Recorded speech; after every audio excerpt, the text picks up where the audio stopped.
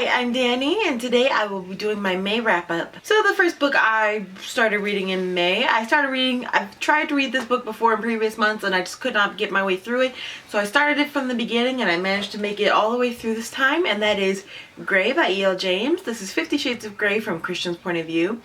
And it was okay. A lot of the things that I was thinking he might have been thinking at the times he was thinking, but there was also some new stuff that I learned that I never thought he might be thinking before. Learned a little more about his past, not too much more than you learned in 50 Shades Darker, I think it was, and a little bit more in 50 Shades Freed, but just a little more. But I did enjoy this overall, and I gave this a 3-star rating.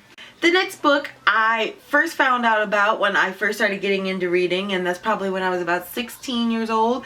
I literally had this thick blue book. It was about maybe yay tall, but it was really thick. It had tons of pages in it.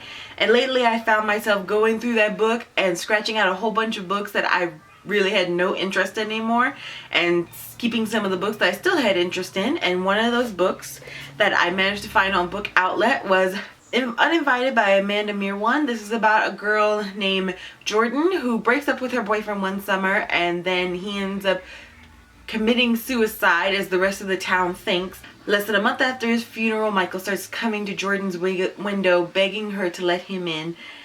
And I have to say that because I probably built up so much in anticipation, and probably because also the story itself, it was a big letdown. It was nowhere near as good as I thought it was going to be, and the story at first starts out the way I expected it to, but then during the middle and the ending, it just went in a completely different direction that didn't seem to match up with the way the beginning of the story was. It's like a character deciding they're going to be with somebody, and then suddenly they just want to all of a sudden murder that person.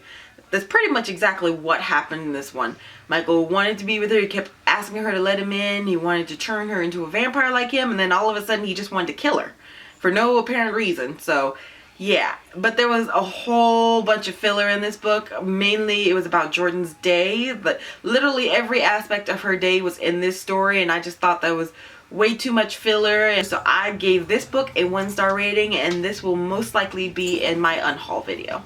The next book, I've been wanting to get into more fairy stories, so this one is a series and an author everyone seems to love and associate with fairies. So I tried The Iron King by Julie Kagawa, and I didn't make it very far into this book. I don't know what it was. Maybe I just wasn't in the mood for fairies at the time, but I still want to read fairy books. I didn't like this one too much. I may get it again from the library at a later date, but right now I just didn't want to read it. The next book is The Glittering Court by Rochelle Mead. This was categorized as a fantasy. I know she has the Vampire Academies, but I really didn't want to read those, so I figured I'd pick up her newest book, which is this one, The Glittering Court. And it is supposed to be set in 2 different time periods. Like, I think England is set in like colonial times, and then America is set in Victorian times. But I didn't get very far. I got just up to the part where she runs away from her life to go to the Glittering Court, and I stopped right there. I don't know what it was about the story that turned me off, but I just couldn't finish it. So I was I think the real reason I was turned off by this story was this is categorized as a fantasy. So, you know, I'm expecting fantasy, magic, dragons. That's what I was looking for going into this book, and I did not get that. This would probably be better described as a alternate time period, maybe. It was nice. I did kind of like Rochelle Mead's writing, so I may pick up one of her other books, but this just wasn't what I was looking for going into this book, and so I think that's why I just didn't like it. But as far as I read, it was probably a 3-star rating, but since I have not finished the book, I can't really give it a rating. So maybe I'll give it 3 stars. We'll see. The next book is a book that I was looking for something funny because I felt like I was slipping back into a reading slump, and that's the last thing I really want to do.